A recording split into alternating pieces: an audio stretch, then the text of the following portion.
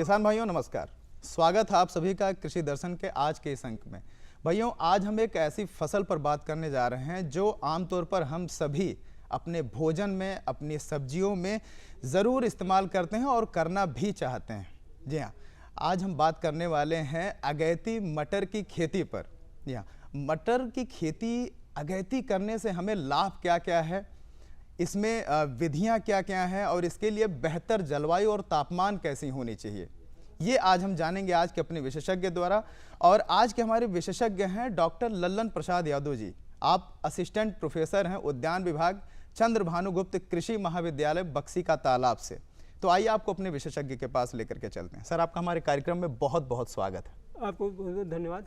Sir, आज हम चूंकि अगैती मटर की खेती पर बात कर रहे हैं, तो सबसे पहले हम आपसे यही जानना चाहेंगे कि जलवायु कैसी होनी चाहिए, इसका तापमान कितना होना चाहिए और इसका समय कौन सा महीना बेहतर रहेगा हमारे किसानों के लिए।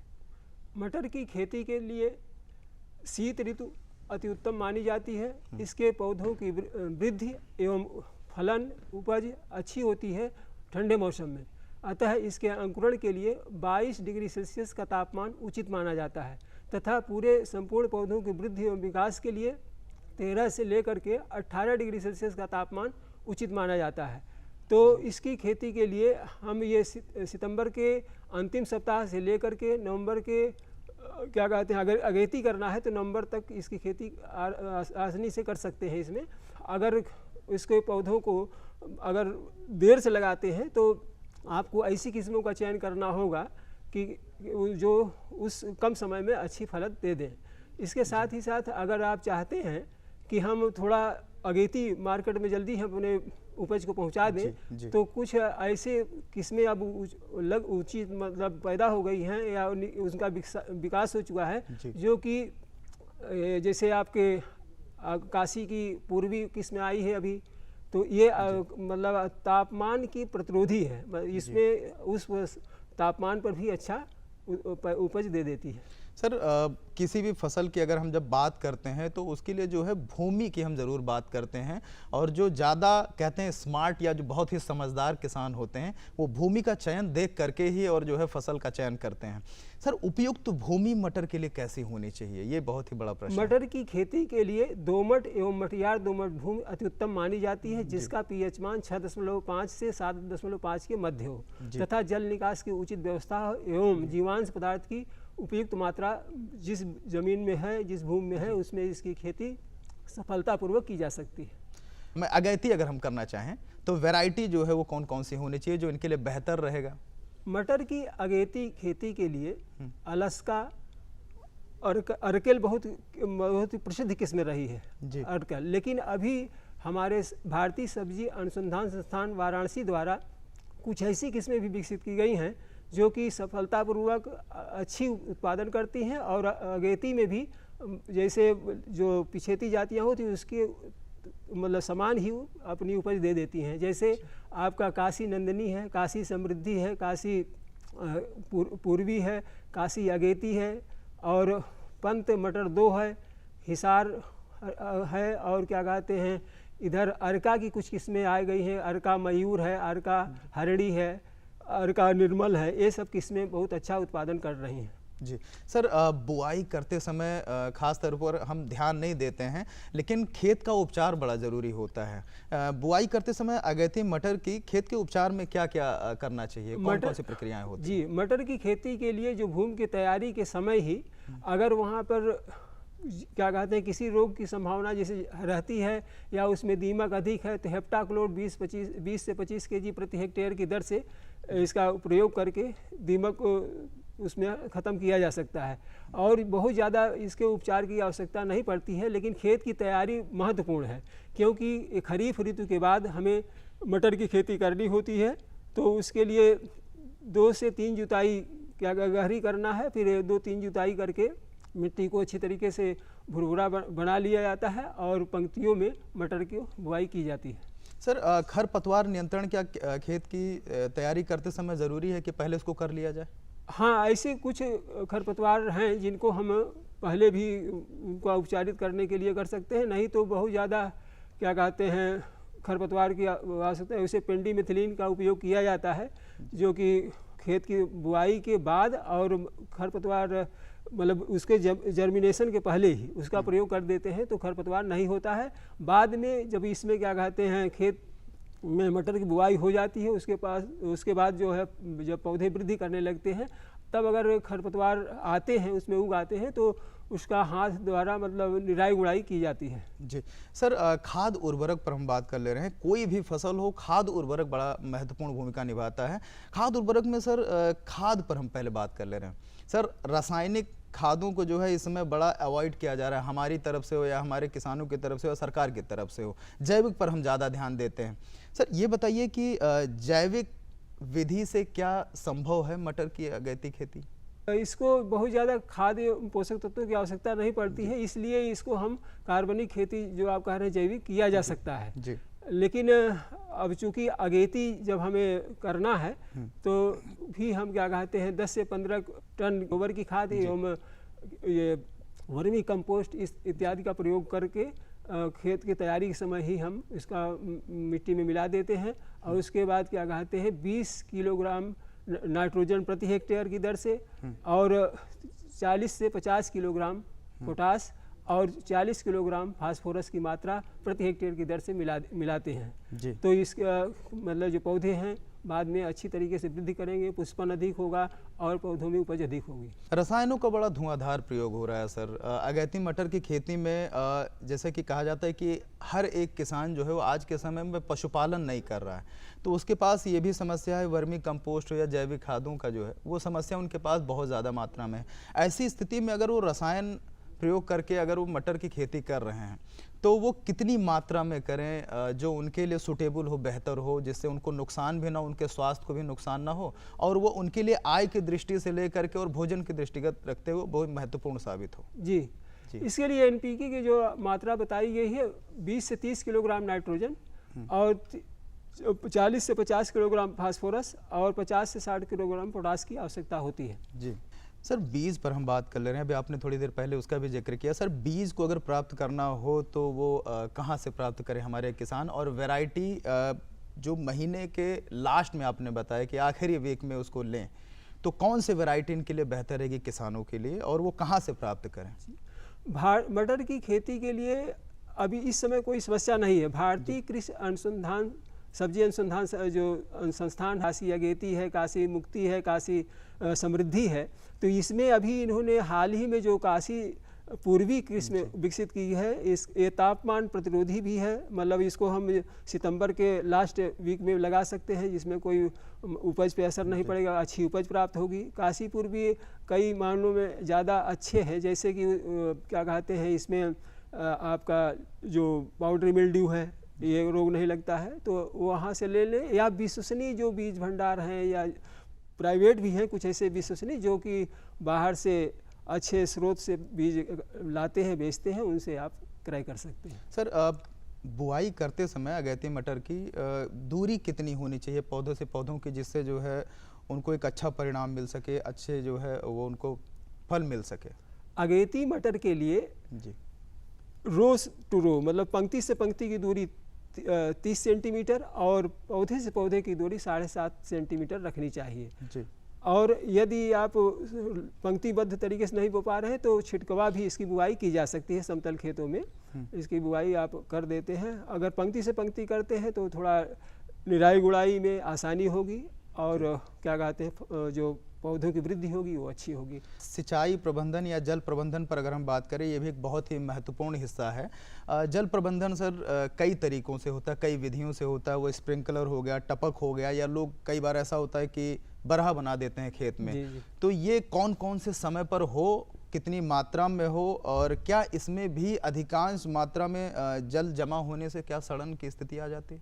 मटर की खेती के लिए एक्चुअली बहुत पानी की बहुत ज़्यादा ज़रूरत नहीं पड़ती, न सिंचाइयों की बहुत ज़्यादा संख्या की ज़रूरत है।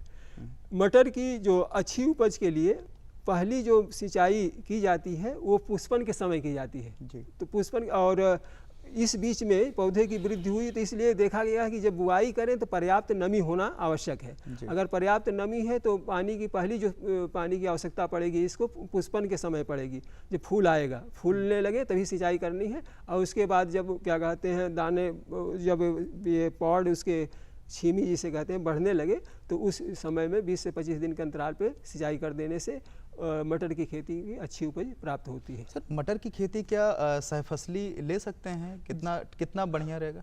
जी, सहफसली भी इसकी खेती की जाती है, लेकिन अगेती फसल की जब बात की जा रही है तो ये इसी के लिए अलग से ही केवल इसी की खेती किया जाए तो ज़्यादा अच्छा होता है। निराई गुड़ाई सर एक बहुत ही महत्वपूर्ण हिस्सा है। कहते हैं कि अगर निराई गुड़ाई यानी बीच में अगर सेम कंप्यूटर की तरह हमारे सिस्टम में जैसे वायरस आ जाता है तो वो तरह तरह के नुकसान झेलने पड़ते हैं, वैसे ही अगर इनमें अगर निराई गुड़ाई के रूप में एक वायरस आ जाता है तो फिर समस्या हो जाती है। निराई गुड़ाई कब कब करनी चाहिए और इसमें कितने चांसेज होते हैं जो है निराई गुड़ाई बेहतर तरीके से समय पर अगर ना की जाए तो उनका नुकसान भी होता है? अगेती मटर या पूरे मटर, कोई भी मटर पछेती हो, सभी में निराई गुड़ाई की आवश्यकता पड़ती है, क्योंकि यह जो उपलब्ध पोषक तत्व हैं, अगर घास दूसरे फसलें जो मटर की नहीं हो खा लेते, मतलब उसका अवशोषण कर ले तो इसकी उपज कम होगी या मारी जाएगी। साथ ही साथ कई रोगों को भी ये आमंत्रित कर लेती हैं। इसलिए आवश्यक है कि जब मटर के पौधे जम जाएं उसके 20 से 25 दिन के बाद पहली निराई गुड़ाई आवश्यकता पड़ती है, फिर दूसरी 20 से 25 दिन के अंतराल पे, और क्योंकि बाद में इसको खरपतवार की को निकालने की जरूरत नहीं पड़ती, क्योंकि जब दूसरी निराई गुड़ाई कर दी जाती है तब तक पौधे पूरे ज़मीन को मतलब उस पर घेर लेते, फैल जाते हैं, तो जो खरपतवार है वृद्धि नहीं कर पाते हैं। सर क्या कोई ऐसी दवाएं भी आती हैं कि अगर निराई गुड़ाई करने की स्थिति में किसान ना हो या उसके पास समय ना हो तो ऐसी स्थिति में जो है दवा का छिड़काव करके और जो है उन पर नियंत्रण पाया जा सकता है? हाँ, ऐसी रासायनिक पदार्थ हैं जो इसके द्वारा हम नियंत्रण कर सकते हैं, जिसमें आपका एलॉक्स है, लासो जिसे कहते हैं, इसका प्रयोग करके हम नियंत्रण कर सकते हैं। तरह तरह के सर रोग और कीट लगते रहते हैं, और रोग पर तो हम बात करेंगे कि कौन कौन से रोग लगते हैं, लेकिन सर कीटों की भी हम बात कर लें तो कई ऐसे कीट होते हैं जो मटर के रंग की तरह ही होते हैं और वो छिप जाते हैं और उसको किसान जान नहीं पाते हैं और उससे उनको भारी नुकसान पहुंचता है क्योंकि वो खोखले कर देते हैं। तो ऐसी स्थिति में किसान क्या करे? मटर में प्रमुख रूप से 2 कीड़े, जैसे एक है फल बेधक कहते हैं जिसे पॉड बोरर, ये फली के अंदर इसकी सूंडी घुस जाती है और मटर के दानों को खा जाती है, और जिससे कि मतलब पॉड भी अच्छी तरीके से नहीं विकसित हो पाता। तो पॉड बोरर को आप नियंत्रित करने के लिए आप सेबिन आती है 50% घुलनशील, इसका घोल बना करके स्प्रे करने से इसको नियंत्रित किया जा सकता है। जैविक विधि भी कोई है क्या सर?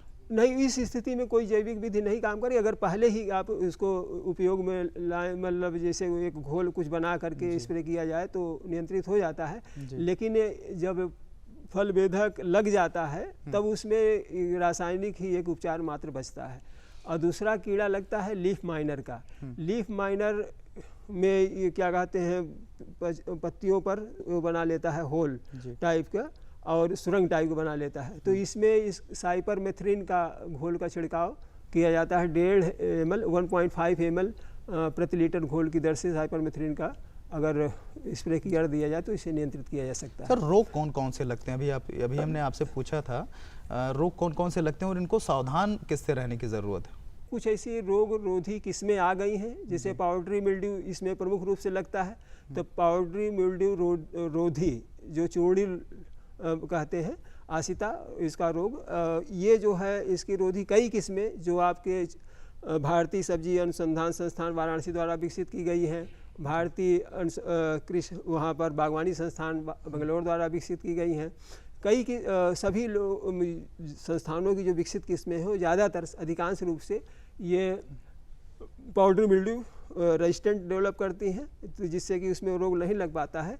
तो अगर ऐसी किस्मों के बीज बोए जाएं तो ये रोग नहीं लगते हैं जी। लेकिन अगर जब रोग लग जाने की स्थिति में, जैसे रोग लग ही गया, आप उस समय दूसरी किस्में लाए थे जो रोधी नहीं थी, तो इसमें आपका सल्फेक्स 3 ग्राम प्रति लीटर पानी का घोल बनाकर छिड़काव करने से पाउडरी मिल्ड्यू को रोग से बचा जा सकता है या इसका नियंत्रण किया जा सकता है। सर कई तरीके के घोल बना लेते हैं हमारे किसान, जैसे नीम ओम की घोल हो गई या फिर गोबर के सड़े खाद की घोल हो गई, और अगैती पर चूँकि हम बात कर रहे हैं तो अगैती में अगर हम पहले से अगर ऐसा प्रिकॉशन या सावधानियां अगर हम बरत लें तो क्या आगे ऐसी समस्याएं नहीं आएंगी?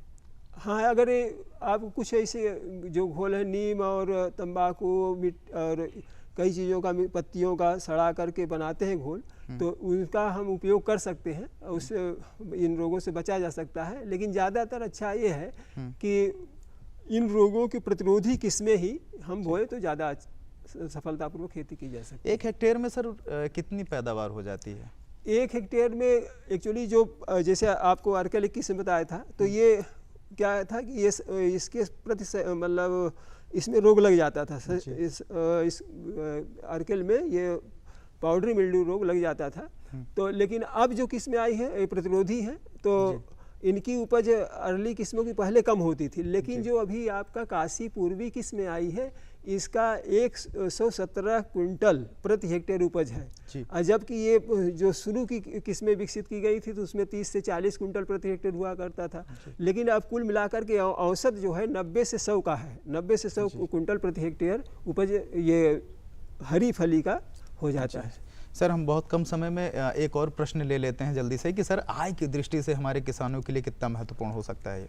आय की दृष्टि से बहुत ही ये फसल मुफीद है। कहने का मतलब ये है कि एक 60 से 70 दिन के अंतराल पे आप लगभग 1,20,000 प्रति हेक्टेयर की आय पैदा मतलब ले सकते हैं आप। इसका आपका नेट इनकम होगी 1,20,000 करीब, कम से कम, बहुत ही हाई रेट ना जाए तब भी। तो इसलिए एक 60 से 70 दिन में अच्छी आय देने वाला ये सब्जियों में या अन्य किसी भी कृषि कार्यों में इतना आय नहीं मिल पाती है। तो इसलिए आय के हिसाब से ये जो है अगेती मटर की खेती बहुत ही अच्छी फसल है। सर आप हमारे कार्यक्रम में आए और आपने हमारे किसान भाइयों को इतनी महत्वपूर्ण जानकारियां दी अगेती मटर की खेती पर, इसके लिए आपका बहुत बहुत आभार। आपको भी ढेर सारी धन्यवाद। जैसा कि किसान भाइयों आप सभी ने आज जाना हमारे आज के विशेषज्ञ से कि अगेती मटर की खेती कैसे करें, इससे क्या आपको लाभ हो सकता है, कितना बेहतर लाभ प्राप्त हो सकता है।